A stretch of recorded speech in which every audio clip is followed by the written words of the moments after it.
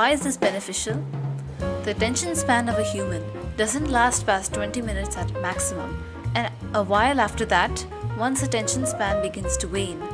But by taking short breaks in between, you essentially set a reset on that attention span, something I've experienced myself. I've only used this method when I'm trying to learn a new concept or memorizing things. I don't use it when I'm practicing questions, which can take hours to do. This is one of my favorite techniques only because it simultaneously checks your understanding and your memory at the same time. The Fenimane technique is described as follows. Number 1. Take up a topic you want to learn and memorize. Number 2.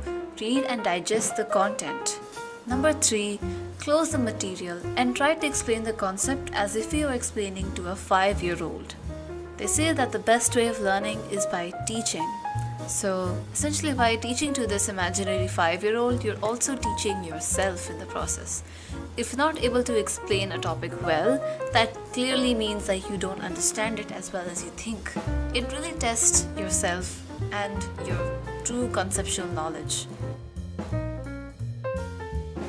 Personally, the most fun part of learning is association. I use this mainly when I'm trying to remember examples. I usually break down the word and try to associate it with the term it's related to.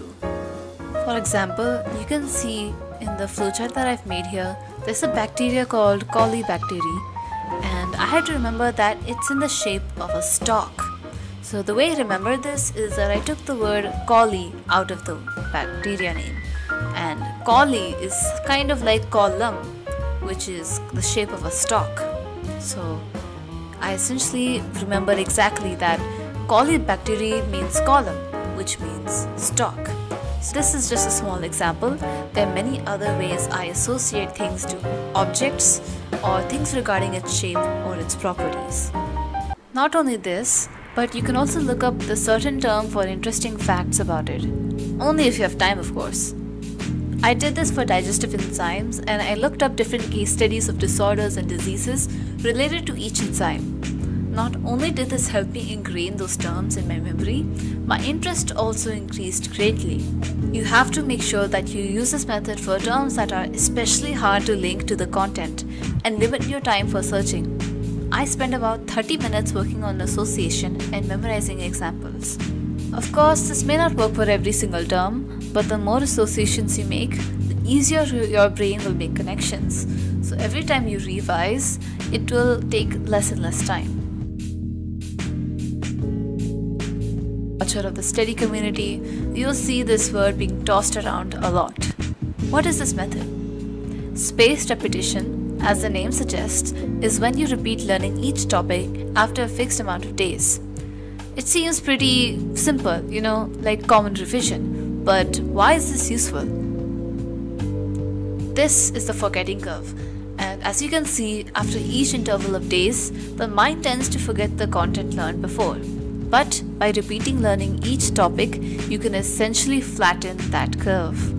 Revising is one of the major stresses when it comes to competitive exams because it's kind of a painful thing, a painful process to go through. It's hard to sit down and try to bring up the content in front of you, and I have to admit that I procrastinate on revising a lot, but I try to make sure that I do it regularly. How do I apply this to my studies? Well, instead of writing the name of each chapter and making a pre-planned schedule, I fix some time of my day specifically made for revision purposes. For me, I usually do it in the evening. I pick up any chapter which I feel I'm not confident in and I use my other techniques to revise the topic. Then, I write the date on top of the chapter name, indicating the day I revised it. This way, I can see which topics I haven't revised recently and work on those particular topics. Anki also uses this technique, which is also beneficial. I avoid simply rereading or highlighting and instead try to recall how much of the topic I've learned by practicing questions. That's all for now. Another thing to remember is that these techniques require months of perfection and it depends on different people on how much they want to use each method. Personally, I'm a visual learner, so I prefer to draw out things when I don't understand them. Other people may use other techniques that suit them, so it really depends on person to person. These are just my personal tips and tricks for studying smart, not hard. Thanks for watching.